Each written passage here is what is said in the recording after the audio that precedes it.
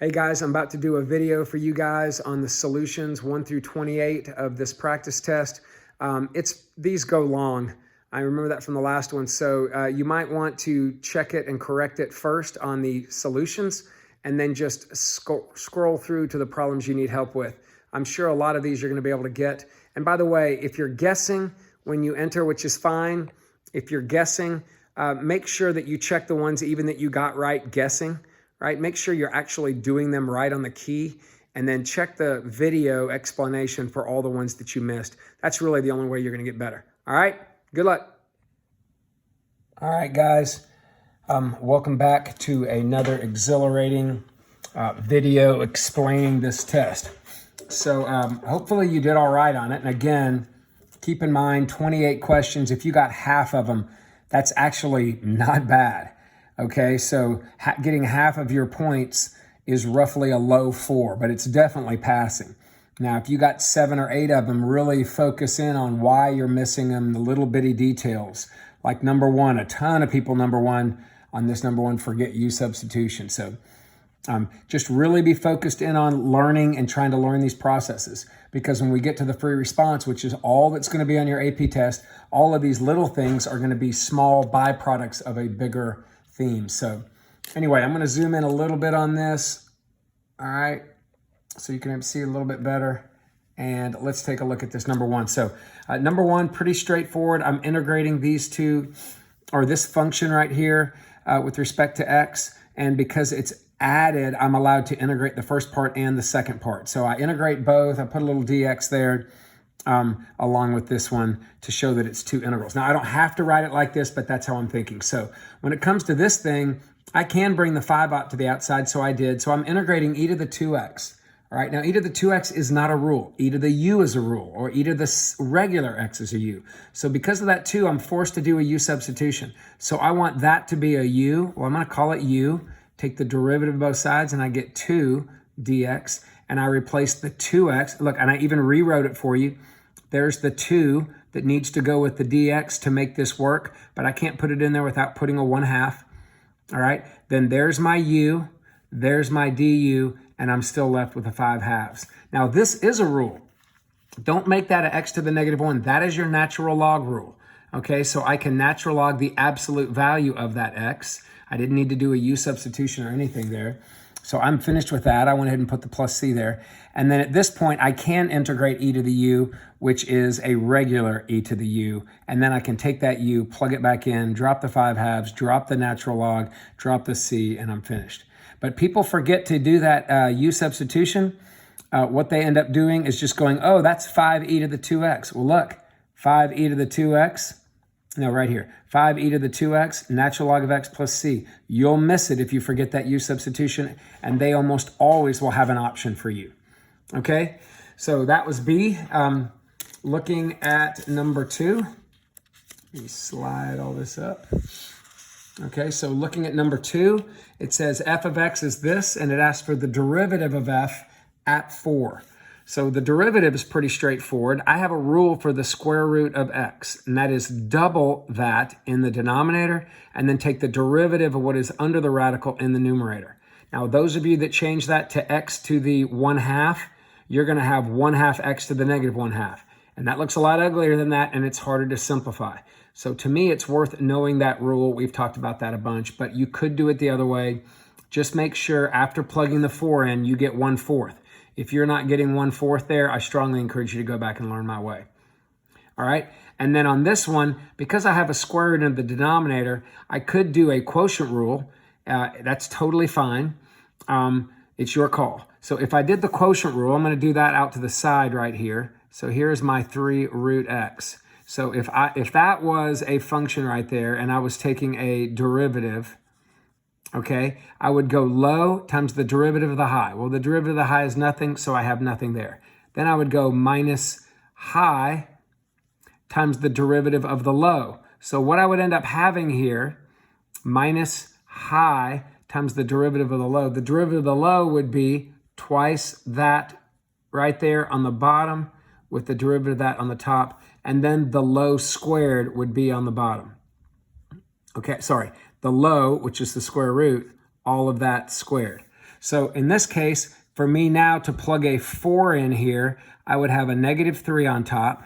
I would have a 4 in here, which is 2. 2 times 2 is 4, so there's a 1/4 right there. And then I would have a 4 there. Square root of 4 is 2. 2 squared is also a 4. And I basically have -3/4 divided by 4. And how do you divide by a 4? You multiply by a reciprocal and gives you -3/16. So you'll still get -3/16, not changing it. And there it is right there, -3/16. You'll still get it this way, but here's what I did. I thought in this case, I am going to change it to x to the 1/2 on the bottom and then swing it up because it's in the denominator and make it an x to the -1/2. And by doing that, it's really easy to take a derivative by just adding, by multiplying by the front and gives you -3/2 and then subtracting 1 from it and getting a -3/2 and then plugging the 4 in. And then if you think about what this means, the 2 means the square root of the 4, which is 2, and then all you have left is the -3. The -3 means to cube it, but put it in the denominator. And then at this point, I get -3/2 times the 1/8. So a little bit of trickiness there, I guess, but not overwhelmingly bad. And that was number 2. Okay, so let's take a look at number 3. Number 3, again, it's a very ugly thing. I am not allowed to integrate each part because it's not plus or minus, it's times. So in that case, I've got to just really find a way to make a big U substitution here. And our hint, if you go way back, was I usually try initially with the highest power, or if there's a fraction, I try with the denominator. If there's a square root, I try with what's inside the square root. Those are all little strategies that I will try. Well, this is the highest power, and it's actually inside the 6. The power of the 6. So I'm going to try that being my u and see what happens. It may not work. We'll see what happens. So du ends up being 3x squared. The derivative of 5 goes away. Don't forget dx. And then if that's u, I would need a 3 to go along with the x squared dx. So I put the 3 in the 1/3 to balance it. Now all of that becomes my du. There it is. All of that becomes my u to the 6th, carry over the 1/3, and now all I have is a power rule. So add 1 to the exponent, divide by the new exponent, carry over the 1/3, don't forget the plus c, take that, stuff it back in. And when I do, it's okay to write it like this, it's okay to write it like this. On my test, heck, I even let you put the u in there and still have the 3 and the 7.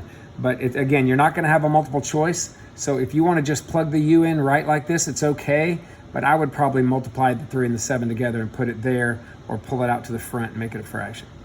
Either way. All right, so anyway, moving on to number 4. All right, number 4 gives you this table right here. Now remember, these are x values and y values. Make sure you identify that. Sometimes there'll be time values and velocity values. But anyway, figure out what the x's and what the y's are, and from the x's, that's what makes my bases when I start asking about approximations with Riemann sums. Okay, so Riemann sums here, I'm doing a left approximation, and it even gives me the intervals. Don't let that confuse you. That's giving you the base is 25, the base is 5, the base is 20. But you can see that here, 25, 5, 20. Don't make the mistake of going 50 minus 0 divided by 3. Don't do that, okay? Look at these numbers when you have a table and look at the bases that way. Now, because it's left, I want to take this base and put it with the left y value, not the right one. This is what you do with the right sum. So I'm going to go 25 times 4, 5 times 6, 20 times 8. I'm going to add those up, and I'm going to set it equal to 290. And if you're taking a free response, which you will be doing, make sure you set it equal to that, and you can put approximately, okay? You can put the little approximately instead of an equal, because it is approximately equal to that, because this is an approximation. All right, so 290. I'm guessing you'll have a calculator, because it's going to be hard for them to keep you away from a calculator, so you shouldn't have any trouble adding that stuff up. Okay? All right, looking at number 5. All right, so on number 5 here, try to fit it all in, we've got this piecewise function, and it says, all right, c is a constant. For what value of c is that function continuous? Now, you remember what continuity means. Continuity means there are no holes or asymptotes or breaks. Well, this looks like a sine curve that doesn't have breaks.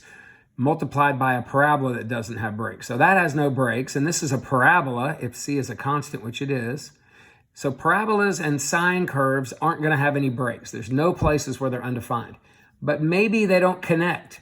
So what I got to do is check at 2 to see if they actually connect at the same height, same y value. So essentially what I'm doing is checking the 3 points of continuity. Do I even have a point at 2? Yes. There's an equal sign. And I'm going to go ahead and find it by plugging a 2 in, and I get 4 plus 2c minus 18, or 2c minus 14. So that's my value at 2. But now I got to check to see if the limit exists. So let me see. The limit from the left, if I plug a 2 in there, and I'm doing that right here. If I plug a 2 in, I get 2 squared, which is 4, and sine of 2 pi. Now, I happen to know the sine at 2 pi is all the way around, is a y value of 0. And 0 times 4 is 0. So I know right there, okay, that from the left side, I get 0, okay? That's what I got from the left. Now, from the right side, I'm plugging a 2 in this. Well, I've already done that. I got 2c minus 14. So for the limit to exist, the left side and the right side have to be equal. Well, if I set them equal to each other, that's going to happen when the c value is 7. And if the c value is 7, it just so happens, not only is see, if I put a 7 in there, the limit from the right is 0, the limit from the left is 0, and the value is 0. So c must be 7. Okay? All right, number 6. All right. Number 6 says, which of the following is an antiderivative of that? Well, you got to just make sure you know an antiderivative just means the integral of something. So you're going to integrate it. And remember, whenever you integrate anything, tack on a little dx there. So I'm integrating this. Well, because there's a plus or a minus, I am allowed to split it up. You can't do it with times or division, but I can with pluses or minuses. So I'm going to integrate the first part and then integrate the 2. And I can bring the 3 out because it's a constant. And I can bring the 2 out if I want. I just did not because I thought it's not a big deal. Now, do you have a rule that's the integral of secant squared x? Guys, have your integral rules sitting right there by you when you take this online test. You'll have them. You're allowed. It's open notes.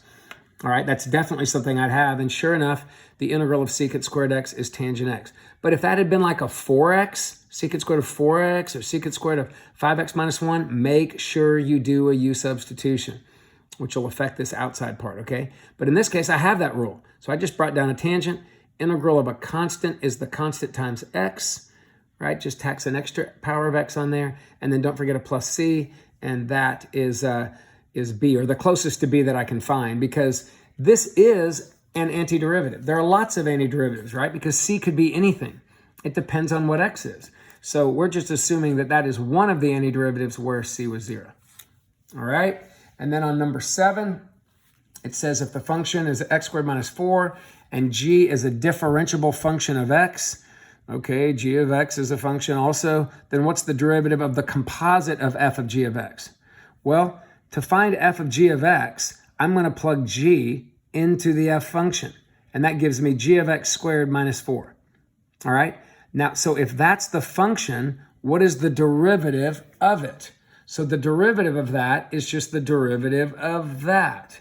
Well, how do you take the derivative of this? Well, you start with the outside power, 2 blah 1, that's this, 2 blah 1, and then times the derivative of the blah.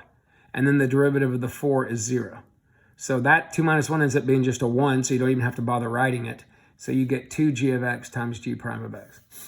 All right, don't forget that composite rule. The derivative of f of g of x is the outside f prime of blah. That's what I was doing here. 1 power of 1 of blah, and then take the derivative of the blah on the outside. Okay? All right, look at number 8. All right, so number 8 gives you this slope field, right? And it says this is a slope field for that differential equation. So you don't have to check it. They're telling you it is. All right. Now it says if y equals g of x is a solution. So dy dx are the slopes, but y is the solution, which is the line that goes through there. Well, depending on what point I start at, I could have all kinds of solutions. This thing does all kinds of weird things. Here it looks like it kind of dives down. Here it looks like it dives up and slants over. Here it slants over and flattens out. It could do anything depending on where I began. Well, they told you to begin at -2, -1. So if that's -3, go over -2. If that's -3, go down 1. There's your point. So I want to know, what would this function look like going through, that's the g function, what would it look like going through -2, 1? Well, I have to follow the slopes. Well, they flatten out here, so I got to go down and then flatten out, and then I got to go up and flatten out. So there's my function. Well, if that's my function, what is the limit of it as x goes forever to the right? Well, it looks like I'm approaching a height of 0 or a y value of 0. So the limit here must be 0. All right? So a lot to do there. Definitely know how to do something like that on this AP test. Okay? All right. So looking at number 9, it says the second derivative of this. Now, the second you hear second derivative, you need to be thinking about concavity, but immediately they ask you, the graph of f is concave up. All right, so if that's the second derivative, then when is the graph concave up? The graph of f, not the second derivative function, but the original function, that I don't know what that is. All right, so what I'm going to think about is, well, f is going to be concave up when its second derivative is positive, okay? So I'm going to think, all right, when would that be positive? Well, the only way to know where it's positive is to first figure out where it's not positive, which would be where it's 0. And it's 0 at 0 and -2. So I'm going to mark 0 and -2 on a little number line, and I'm going to check the second derivative on either side of these. You remember all this number line analysis. Okay, so when I check it at -3 and I plug it in there, I get -3 times a -1 squared. Well, -1 squared is positive. So -3 times a positive is a negative number, or negative numbers positive? No, right? That's where they're concave down. And when I check this, same thing happens. Negative, concave down. But when I check a number bigger than 0, like 1, I get a positive times the 3 squared, which is also positive. That is positive. That is greater than 0. So it is concave up right here. All right? So everything bigger than 0 would be where where f is concave up. All right, looking at number 10. Number 10 says that you have a function that's sine of x times cosine of x. I don't know a ton about that right now. And it says then at the x value of pi over 3, what would the derivative be? Well, what's the derivative of y? Well, when I have a product of two numbers, I have to do a product rule. I can't just take the derivative times take the derivative. I can't do that. So let's try it. The derivative of y with respect to x would be first d second. First, there's the derivative of cosine. Remember, the integral of cosine is sine, but the derivative of cosine is negative sine. Have those rules out and ready. Plus, second d first. So the derivative of the sine is cosine. Now, I can clean that up if I want, which to me is a pretty good idea. Negative sine squared plus the cosine squared. That's not equal to 1. Notice they put that as an option. It would be equal to 1 if that was a plus, because we do know that sine squared plus cosine squared is always 1, but it's not. All right, so I end up getting something where I probably just need to take that pi over 3 and plug it in. So I did. And remember, when you don't square the pi over 3, you find sine of pi over 3, then square it. Same thing with cosine. So what is the sine at pi over 3? Well, at pi over 3, which is, there's pi over 2, pi over 3, pi over 4, and pi over 6. So pi over 3 is over a little, up a lot. So sine is the y value. So I'm going to have the square root of 3 over 2 that I'm going to square. And then the cosine is the x value. So I'm going to have the 1/2 that I'm going to square. Don't forget to carry over that negative. So when I square that, I get 3/4, so negative 3/4, and 1/4. And I add that, I get negative 2/4, or negative 1/2. All right, negative 1/2. And then on 11, all right, it says, what's the limit as I approach -3? Well, guys, don't try to factor this unless you know you need to. See, we have a rule now. If we get 0 over 0, I can do L'Hopital's rule. I don't have to keep factoring, especially if you think you stink at factoring, definitely do L'Hopital's rule. And I know a lot of you are like, you know what, I do stink at factoring, or I'm not very consistent. So remember, if I try plugging in the value in always first. So when I plug it in there and square it, I get 9 minus 9 is 0. When I plug it in there and square it, I get a 9. When I plug it in there, I get a 6. So I get 15 minus 15, also 0. I can do L'Hopital's rule.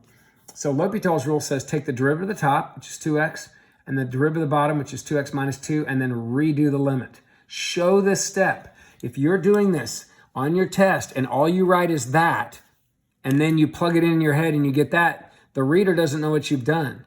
They need you to say, take the L'Hopital's rule, and you might even say, L'Hopital's rule, write the limit again. Make sure you do that. Normally on a multiple choice, I don't need to, but you're not having a multiple choice test. So if you have to do a limit, show that step completely. Then when you plug it in, you get -6 over -3/4. Now, if you are good at factoring, then factor it, right? You always factor when you get 0 over 0 if you can. Cancel that, plug the -3 back in, and I get a -6 over a -8. All right? All right, so that's number 11. Looking at number 12. All right, what's the average rate of change of this? What does average rate of change mean? It's not the derivative, okay? The instantaneous rate of change is the derivative. Average rate of change means the slope from the beginning of the segment to the end of the segment. Well, this is the beginning and ending x values. So I need to do y minus y over x minus x. Well, there's my x minus x right there. But I need the y values there. Well, to find the y value, you're going to find the y value at pi over 2 minus the y value at 0. So plug the pi over 2 in there, and I get cosine of pi, which I know is -1. And then plug the 0 in there, and I get cosine of 0, which is +1. So that gives me a -1 minus a +1, or a -2. Now the bottom is just pi over 2. So you got to simplify this. Well, how do I divide by a fraction? I multiply by the reciprocal, and there's my -4 over pi. Sorry if you couldn't see that. All right. So again, make sure to divide by a fraction. You just multiply by the reciprocal of that fraction. And if anything cancels, great. In this case, it did not. All right. Checking out 13. All right. So 13 gives you this function and says, what's the derivative of y with respect to x? Well, to find the derivative of y, I don't have a y equals equation, so I've got to find the derivative of the whole function, all right, which is technically what you're doing anyway when you have of the whole equation. This is actually not a function, all right? So when I'm doing this, I'm going to have to do implicit differentiation, all right, because I don't have an equation set equal to just x values. So remember, anytime I have to take a derivative with respect to x, don't forget the dy dx. If it's respect to t, don't forget dy dt or dx dt. Well, this one's dx. So when I take a derivative, 3y squared, don't forget the dy dx. When I take a derivative of y, which is 1, don't forget times dy dx. When I take a derivative of x squared, which is 2x, you can forget the dx because that would have canceled. And at this point, I have to factor out the dy dx, which leaves me 3y squared plus 1, and then divide that over to the other side, and that would be my derivative. And on the AP test, what they do a lot is they'll say, what's dy dx? And they'll have that little line drawn, and they'll say, when x is 4. And what you have to do is go, oh, now that I have my derivative, I have to plug a 4 in for x. And then what would I do for y? Well, you'd have to plug a 4 in for x or whatever and solve for y, which that would be really tough to do here. You're not going to have to do it here, but anyway, sometimes they give you a point and you have to plug the point in. So, and you could even plug the point in right here if you want, and then solve for dy dx. But I normally do something like this. All right. So the answer ended up being E. Okay. Number 14. Number 14, they gave you this crazy function right here. It kind of looks like part of a sine curve, but I'm not 100% sure what it is. And it says, which of the following could be the graph of the derivative? All right, so don't look at this and think, oh, that's a sine curve, and then go looking for a cosine curve, because it may or may not be. I'm sorry, don't look at this and think that's a cosine curve. Sorry about that. And think, oh, well, the derivative may be a sine curve, because the answer to this was D, and it's not a sine curve, even though it does kind of look a little bit like one. But that possibly could have given you some help, but it also could have gotten you into some trouble. So here's what I did. What I looked at is I thought, well, this function right here, if I'm looking for the derivative, let me figure out what the derivative is doing here. And according to this, the slopes of this graph, or the derivative, was always negative from 0 to 2. So what I'm looking, and then here, the slopes of this function were always positive from 0 to 4. So I immediately just said, well, let me just check that out. Well, this one did not have this. It's asking, is this the derivative? Well, if it was, shouldn't the derivative's values have been down here below the x-axis? Now, I know that the slope of this is negative here, but that's not the same thing as having slope values. If this right here is the derivative function right here, then it should have negative values here representing the negative slopes on this line. Well, that's not happening, so I toss it. Here, 0 to 2, it should only be down here right here, so I toss it. Now here, from 0 to 2, it was down there, and from 2 to 4, it was up here. So right now, I'm going to hold on to C. Now you can see I've eliminated it, but I eliminated it for another reason. So I'm going to skip that. And then for D, look, all negative here, all positive here. So this could totally be the derivative function. And then on E right here, for part E, it should be all negative from 0 to 2, but it's only partially negative and then partially positive. So I can throw that out. So right now I was able to eliminate A, B, and E just from checking the derivative part of things. Well, then I said, well, how do I choose between C and D? I don't just want to make it a coin flip, although if you can make it a coin flip, great. If that's all you can do, that's at least progress, right? Although if you would have picked this one, of course, you would have missed it. So what I did next was thought about the second derivative. I thought, well, wait a minute. Right here, from 0 to what looks like 1, maybe a little bit bigger than 1, it's concave down, right? And if it's concave down, the second derivative is what? Negative.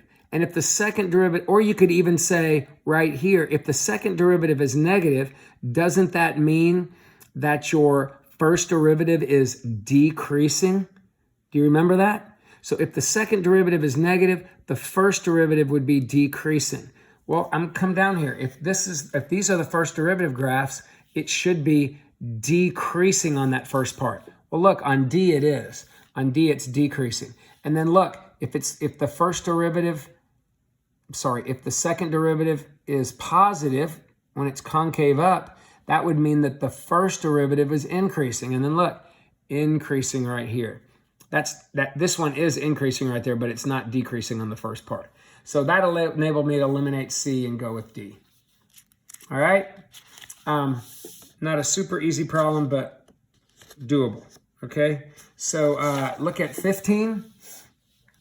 On 15, it gave you a function and it said, you got a function defined above, which of the following statements are true? And it gave you 3 different options. All right, so there's your function. First question was, is the limit of this from the left the same as the limit from the right?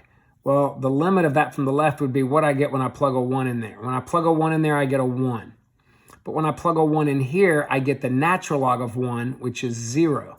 And since the natural log of 1 is 0, 1 is not 0. So the limit does not exist. So I had to cross through 1.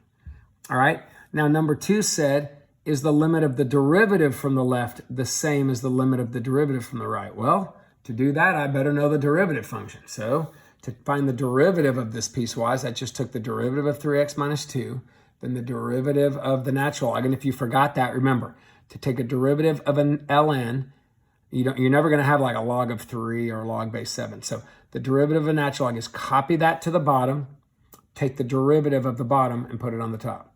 So here's my derivative function. So now let's check the limit here. From the left, it's just 3. From the right, it's 3 over 3 minus 2 or 3 over 1, which is also 3. So yes, the limit does exist here. All right, so that is true. And then the last thing says f is differentiable at 1. Well, remember, to be differentiable, not only do the slopes have to match, right, which they do because the derivatives are the same, but it has to be continuous as well, right? But on this one, you saw that the limit from the left and the limit from the right were not the same. And if the limit doesn't exist there, then it's not continuous. And if it's not continuous, then there's no way it's differentiable. So I had to toss 3 and just go with 2C. Okay, let's look at 16. If you're watching this in real time right now, you might be going, oh my gosh, he's taking so long. And I totally understand. You might want to increase the playback speed if you haven't done that already. All right, so number 16, it says the function's defined by that. The application of the mean value theorem on the interval from 1 to 3 guarantees the existence of a value of C such that f prime of C is what? So right here, I wrote down the mean value theorem, which is the derivative of f of C is equal to f of 3 minus f of 1 over 3 minus 1. But here's the thing. I normally do that, and look at, you can even see what I did. I actually took the derivative of f, because it told me to, and got 6x squared minus 8x, and I actually did f of 3 minus f of 1 over 3 minus 1. Now I did this, and then I went and found f of 3, which was 19, and I found f of 1, which was negative 1, and I subtracted the negative 1 from that and got 20 over 2, which is 10. Now normally I would have 6x squared minus 8x equals 10 when they're asking me for c. But they didn't ask me for c. They asked me for the derivative of f of c. That's the whole left side. So what is that left side equal to? 10. I'm guessing if you take that 10 and you set it equal to this and you factor and solve, you might get one of these other values. So be careful not to do that and pay attention. If I want the c, that's like saying what's the x value? Then go back and solve that equation. And you can type that in your calculator. Remember how to, if I had that equals 10, I can put it all on one side and graph it and find the solutions that way. All right, and I only have to look for solutions between 1 and 3. All right, but in this case, all I want is the derivative. All right, number 17 says the velocity in meters per second is given by this, all right, where h is the depth in meters of the water through which the wave moves. It says, what's the rate of change of the velocity? Now, rate of change means slope. So what's the slope or derivative? So I'm saying, what's the slope of velocity or derivative of velocity? Well, we know that the derivative of v is acceleration, but it wasn't that important. I'm just trying to figure out what it is when the depth is 2 or when h is 2. So I'm just going to take my v function and take the derivative of it. That's what you're getting from what is the rate of change of v. So the derivative of v would be drop that constant down, and then how do you take the derivative of h? You double it on the bottom, take the derivative of the inside part on the top, and then I want the derivative now at 2, so 3 over 2 root 2, and don't bother rationalizing that stuff. AP does not care. All right, 18. 18 gives you a derivative equal to this, and it says they give you a value of y. I'm sorry, they give you an x. When x is 0, y is 20. So that's a point on the y function, and it wants to know another value of y at 6. Well, this is not y. This is the derivative of y. So how do you take a differential equation and find an actual equation? Well, sometimes they call it a solution, a general solution, particular solution in this case. Guys, this is you having to know how to solve a differential equation. So if I want anything to do with a y, I've got to know the y function. I've got to separate my variables, take the integral, and go back to y. So I'm going to slide the dt up. I did that right here. There's no y values to bring down or to slide over. So that gave me this. I'm going to integrate both sides. I pulled the negative 10 out to make it easy. Is e to the negative t over 2 a rule that you can integrate? No, but e to the u is. So make that u. And I like writing it like negative 1/2 t. It looks a little better to me. So the derivative of u would be negative 1/2 dt. So I need a negative 1/2 with my dt. There it is. I'm going to balance it by putting a negative 2 on the outside, right? And then that's my du. That's my u. Now I have a rule. And don't forget the 20. So the integral of e to the u is a regular e to the u, but I'm going to plug the u back in. And then don't forget the plus c. Now that's my function. So the function now needs to be solved for c. That's my general solution. So I've got to plug the 0 in for t and plug a 20 in for y. And when I do that, I get e to the 0, which is 1, times 20 plus c equals 20. Well, if 20 equals 20 plus c, then c is 0. So I'm going to plug a 0 back in there and rewrite it like this. So I went from here I went to there, then I solved and went to here, and then I went to there, right? And then now that I have this function, I can plug a y to the 6 in. So y to the 6 means just plug a 6 in for t, and I get 20e to the negative 3. All right? So remember, you do not have to change it to 20 over e cubed. You could even leave it like this if you want to. But whatever, that's pretty simple. You with me? Okay, number 19. Sorry, I'm going to show you that if you did not quite see it. I'm not always looking up at my screen here, but hopefully you were able to follow that right here. All right? Okay, number 19. Let me see if I can get it all in there at once. Okay, so here's number 19. It says there's the derivative graph. It says at which of the following values does the graph of, values of x, does the graph of f have a point of inflection? Well, you got to know this stuff, but when does a function f have a point of inflection? When its second derivative is 0 or d and e and changes signs. If all you do is check where it's 0 or d and e, you're finding possible points of inflection. It also has, the second derivative also has to change signs there.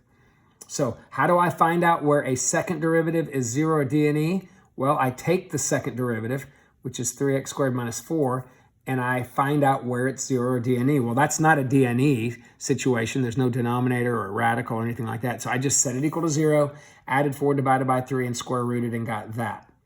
Okay? So when I looked at that, those are the only possible x's there are. Normally, I would want to mark those on a number line, right? And do an analysis on either side of those points and see if the second derivative was positive on one side and negative on the other.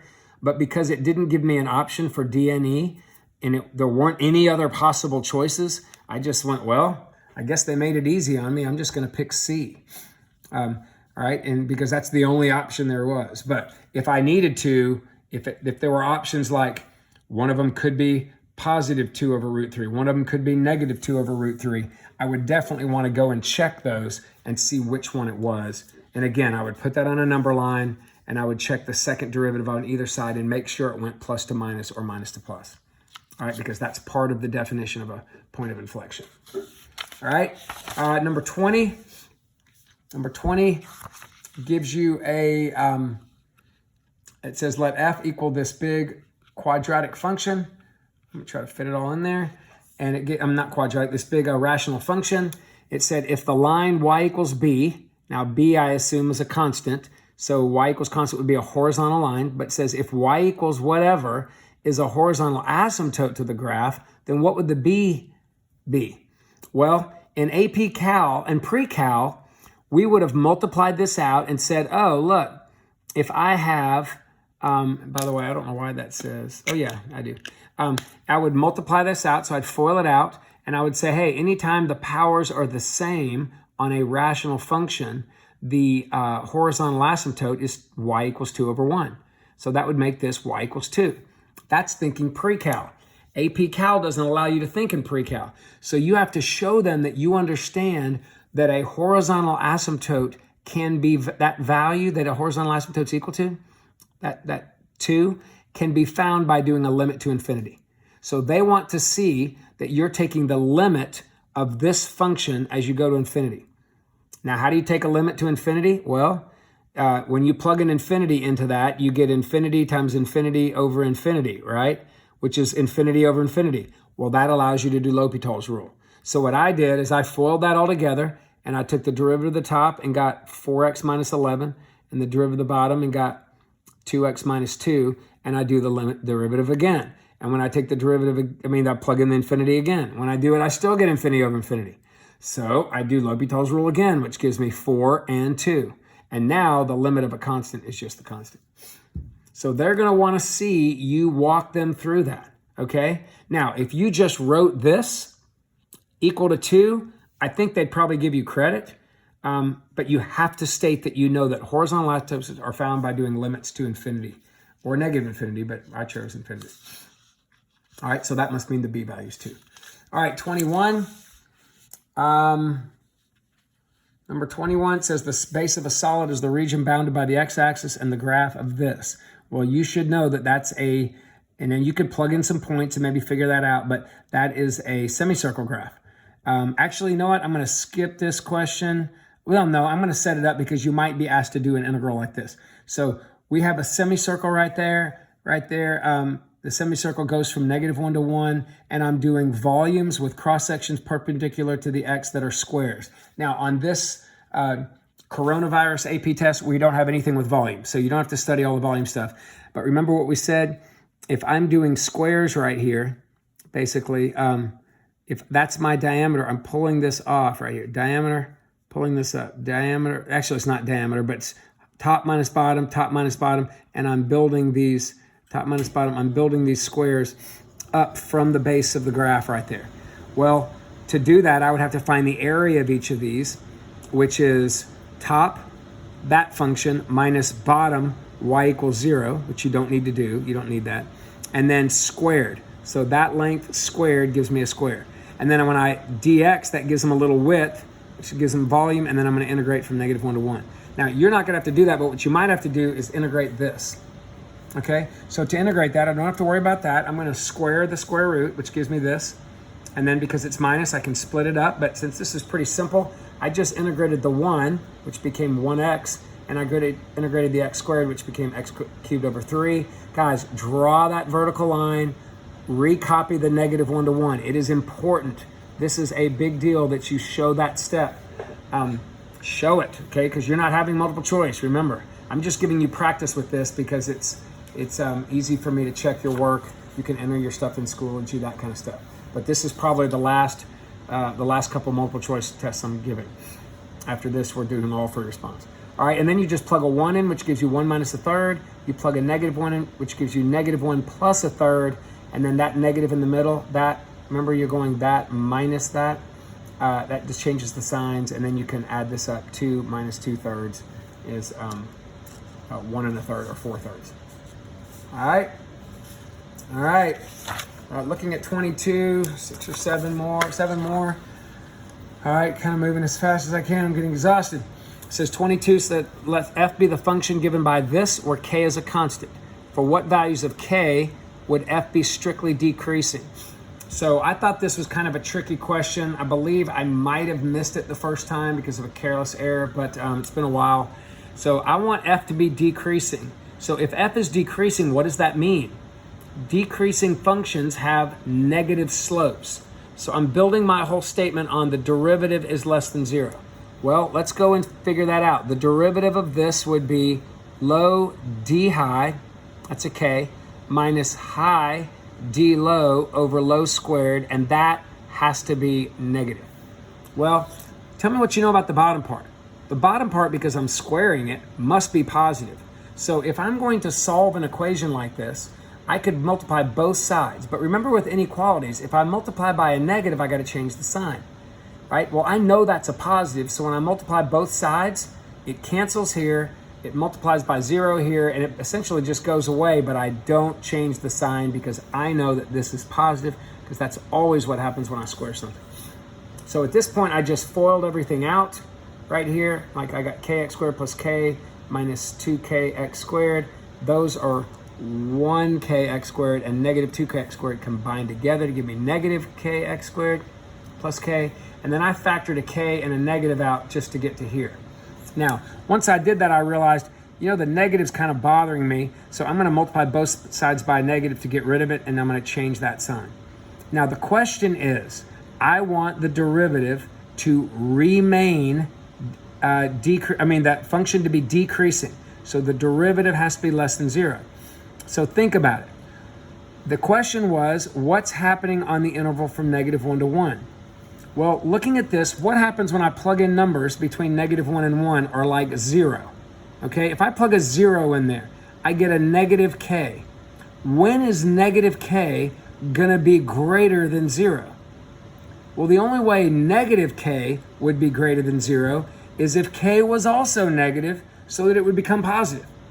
And that's true for anything. Like pick a number like a half. What's 1/2 squared? A fourth. What's a fourth minus 1? Negative 3/4. What does k have to be to make a negative 3/4 when I multiply by it positive? It would have to also be negative. So anything in this interval right there would mean that k2 has to be negative for this to be true. So k has to be negative. And that's tricky. And it may show up, who knows. But I thought that was one of the trickier ones on here. All right? If you got it, awesome. 23, which of the following is an equation for the line tangent to this graph at the point where x equals -1? Guys, I can tell you right now, they are going to ask you to find an equation of a line tangent to a graph, and they most likely will make it tricky like this. They normally ask this question 5 times, but this time they only got a short test, so they're going to ask you to find an equation of a line. So how do you do it? You need a point and a slope. Well, if my x value is -1, can't I plug a -1 in here for x and solve for y? Well, let's do it. So I'm gonna plug a -1 in there. Now what happens when I integrate between the same two values? The whole thing goes to 0. So that tells me that the y value at -1 is 3 minus 0, or 3. So I've got my point. Great. I can go ahead and plug that in. X minus the -1, x plus 1, y minus the 3. Well, now I need a slope. Well, how do I find a slope there? Well, a slope is a derivative. So to take the slope of this, I got to take the derivative of both sides of this. So here we go. The derivative of y with respect to x would be the derivative of that. Well, when I take the derivative of the 3, what happens? When I take the derivative of that 3? Well, it goes away and gives me a 0. And what happens when I take a derivative of an integral? Well, I wrote it out for you right here. So when I take the derivative of the integral, guys, that's the second fundamental theorem. What does the second fundamental theorem do? The d dx and the integral cancel. I take the x, I plug it in there, which gives me e to the negative x cubed. There it is. And then I take the derivative of the x, which is 1. And what do I do with the number on the bottom? I ignore it. What happens if these two are flip-flopped? I negate it. Okay? So what do I end up with? 0 minus that, or negative that. And then the question was, what happens at that point? I want an equation line at there. So don't take that and use that for my slope. Plug in the -1 in there. And remember, this is a -1 cubed, which is -1, then times a -1, which is +1. So all I end up with is -e. That goes in for the slope. All right? Guys, you are going to see a question like this. Be prepared. It may not be that ugly, but this kind of stuff is going to happen on your test. I just know it. All right? It'll be mixed into the free response stuff. All right, number 24. All right, number 24. Let me just get all your work. It says, which of the following is the solution to this differential equation? There has never been an AP test in the history of AP tests that haven't had somewhere between 3 and 8 points worth of solving a differential equation. Guys, anytime they give you a dy dx and they ask you something about y, you're going to have to find y by separating the variables and solving that dy dx. It's the only way to go from a dy dx back to a y. So to integrate it, I've got to get my x's and my y's on different parts. So the dx is down here on the bottom. Now it's up here on the top on the right side. That y squared is up on the top. Now it's down here on the bottom. Now you could have brought the 5 with you, but now you've got a 5 on the outside and you're going to have to divide by it later. I just chose to leave it there. It's times, right? You can separate those two. So at this point, I don't use natural log, guys. Remember, don't do a natural log unless it's a single y. If it's just a y squared, I'm going to bring it up and make it a y to the -2. My integral of that, you add a 1 to it and get a y to the -1, divide by a -1. To integrate a 5, it becomes a 5x. Don't forget your plus c. And then at this point, I'm going to multiply both sides by a negative to get to here. That gives me a -5x, but the c eats the negative, so I can leave that as plus c. And then right here, I thought, you know, this is as good a time as any to plug a 0,3 in. So I decided to plug a 0 there. I changed it to 1 over y, but I plugged a 0 in there and got 0. And then I plugged a 3 in there and got a third. If you want to plug a 3 in there and get 3 to the -1, that's also a third. So c is a third. I plugged the c value not there, but there. So I'm plugging it back in right here. There's my 1/3, okay? And then I got to solve for y. Now, remember, the rule for y, if it's in the denominator, I can flip both sides, but flipping both sides does not mean flipping each part. I flip that, become a y, and I flip all of that down to the bottom and a 1. And I encourage you to leave it just like this on the AP test. But because this was not an option for multiple choice, I multiplied the top and the bottom by 3 because there were no fractions in my denominators there. So I multiplied the top and bottom by 3 and got this. But you don't have to do that if it's free response. You can just circle this right there, and that's good, okay, if it's free response. All right, 25. It says, what's the limit? Okay, now I recognize this limit is a definition of a derivative, right? Sine of blah plus h minus sine of blah over h as h goes to 0. So one way you could do it is to go, oh, definition of a derivative of what? Of sine of x. So if the function is sine of x, then the derivative is cosine of x. So I must be taking the derivative at pi over 3. So I plugged the pi over 3 in for cosine. I went to my unit circle and I got a half. All right, you might want to pull up a unit circle and have that sitting out for you on the AP test. Now, if you don't see that at all, it's fine. You've got now L'Hopital's rule. If all you see is a limit problem, if you plug a 0 in there, I get sine of pi over 3 minus sine of pi over 3 over 0, which is 0 over 0. I can apply L'Hopital's rule. Be careful, though. L'Hopital's rule says derivative of the top, derivative of the bottom, but the variable is whatever that is. So if there's an x or something else in there, or a k or an m, you treat everything but that like a constant term. So when I take the derivative of the top, I'm taking the derivative of sine of blah, which is cosine of blah times the derivative of the inside part. Well, what's the derivative of the constant? Nothing. What's the derivative of h? 1. And then what's the derivative of sine of this? Well, it's a constant. Sine of pi over 3, guys, is the root 3 over 2. The derivative of root 3 over 2 is 0. And the derivative of h is 1, and now I can redo my limit. And when I plug a 0 back in there, I get cosine of pi over 3, same thing I got before, which is why L'Hopital's rule works, which is 1/2. And then finally on this page, number 26, it says an object moves along a straight line, so at any time, the velocity is given by that. It says, what is the distance traveled by the object from 0 to the first time it stops? So if I'm going to find distance, first thing I got to know is distance is not the same, guys, as change in position. When I go running almost every morning here, since we've gotten out, I run from my house in this big giant loop. It's a big 5K, and I come back. My change in my position is nothing. It's 0. I'm right back where I started, but I definitely want a distance. So the way to calculate the distance is not by, remember, to go from velocity to change in position, I integrate it. So if you don't integrate the velocity, you integrate the absolute value of velocity. All right? So, but I need to know what to go from. From what to what? From what A to what B. So I want to know when it stops. Well, it stops when the velocity is 0. So I set V equal to 0, which there's my V. I divide by 2, and this is a little tricky. I got to solve this. So ask yourself, what angle has cosine equal to 0? What angle is cosine equal to 0?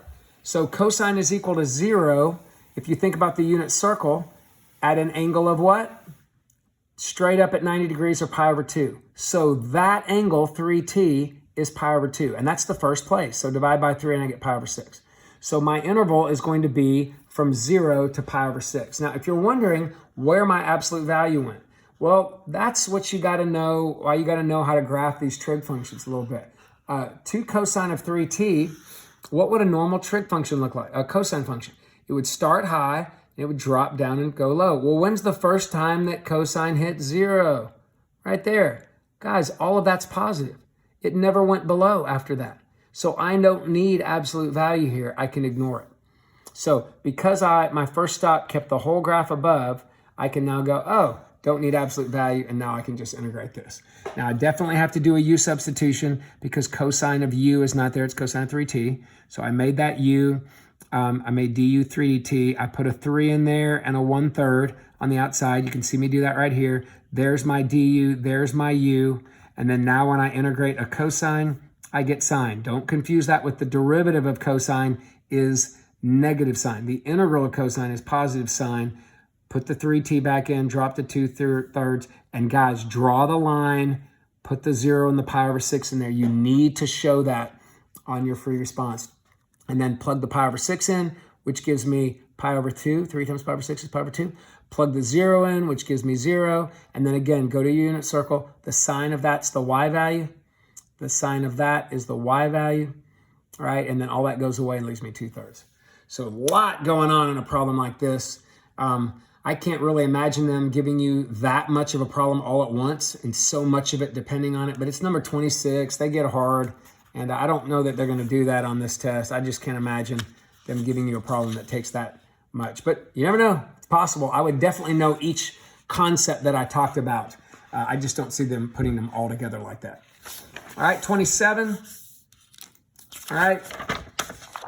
27 gives you a table.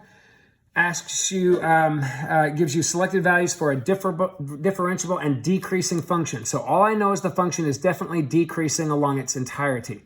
Now, if you were to plot 0, 49, 1, 2, 2, -1, it looks like it's decreasing, but just from the chart, you don't know that. It could be zipping up before coming down or going down before coming back. You don't know that, but you do now. You normally wouldn't, but you do now. All right, and it also gives you derivative values. So you know the slope initially is 0, then the slope goes to -8, then it's at -80. So it looks like the slopes are getting more and more negative, but it says, but you don't necessarily know that, but this is what you know. Now it says the derivative of f is it says f -1 means the inverse function of f. They want to know what's the derivative of the inverse function. Now, you learned this, okay? I know a lot of people that at this point go, you know what, this is just something that I'm going to forget. Now, honestly, I don't know that they'll ask you about this or not. This is a very missed question, even though it's not hard. You got to think back and go, wait, I want to know the inverse of the function at 2. Well, the inverse of the function at 2, because inverses and functions switch a and b's, x and y values, that x on the inverse would be the y on the original function. You can't see this. The x of an inverse, right here, the x of an inverse would be the y of the original function. Well, I'm going to use that to say, oh, if the y value is 2, the x value must have been 1. And that means if the x value of the inverse is 2, its y value is 1. Well, that's the key to doing this problem, because the whole idea of an inverse of the derivative is the inverse, I'm sorry, I said that backwards. The whole idea of a derivative of an inverse is the derivative of the inverse at that is the reciprocal of the derivative of the function at the value that goes with the 2. So you've got to figure out what value goes with that 2, all right? And it looks like it's 1. So I'm going to take the derivative of the function at 1, which is -8, and I'm going to put it under 1 and get -1/8.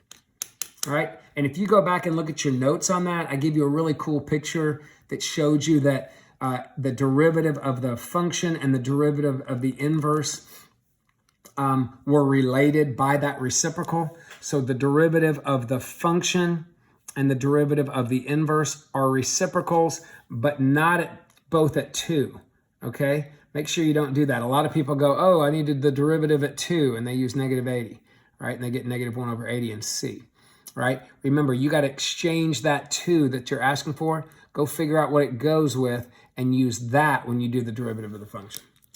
All right, last one, number 28. All right, let's check it out. This is a related rates problem.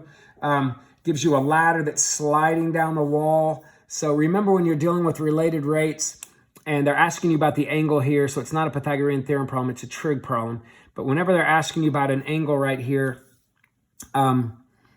you are going to have to figure out a trig function that's related here. Now, if you're wondering why I called this x, y, and r, is I'm just kind of used to thinking x-axis, y-axis, and r value. I went ahead and plugged a 15 in. Now, you can do that because the ladder's never changing length. And I know that I asked you what the rate is, how the angle's changing when the bottom of the ladder is 9. So when the bottom of the ladder is 9 feet from the wall, that means x is 9. Now, I can't use 9 in my equation that I'm going to use here. I can't do it. And the reason why I can't do it is because the x value is changing. I can, however, use 15 in my equation for sine, and I did. Sine of that angle is y/15. I can do that because the 15 never changes. Don't make the mistake of plugging in a 9 or even saying, oh, if x is 9, y is 12. Those are good things to know, but you cannot put a 12 in here before you take the derivative. The only numbers you can plug in there before I take the derivative, the only numbers I can plug in there before I take the derivative are lengths that are never changing. That's why the 15 went in there. Now, if you're wondering why I didn't at this point do the inverse sine of y/15, I could have. I could have taken the derivative, used that, that's fine. I just chose to do it this way. If you want to go pull up your inverse trig function, which you shouldn't have any problem remembering if you're staring at your derivative sheet, great, do that. Some people like that better.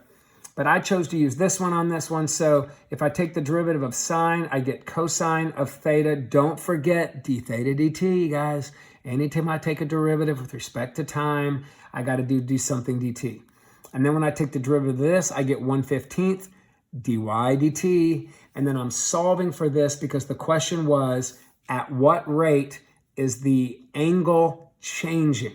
The rate at which the angle is changing is my d theta dt. So at this point, I got to find the cosine of the angle. Well, I went back up to my chart and said, well, the cosine of that would just be 9/15, right? Plug that in. And then dy dt, they gave me that in the original problem. They told me it was -2. So that goes there. And then all I got to do is multiply both sides by 15/9. Nicely, that canceled and left me -2/9. You'll get this if you do the inverse sine. If you have issues with that, just give me a call, or not a call, but text me or whatever, and we can talk about it. All right. Good luck, guys. And I'll talk to y'all soon.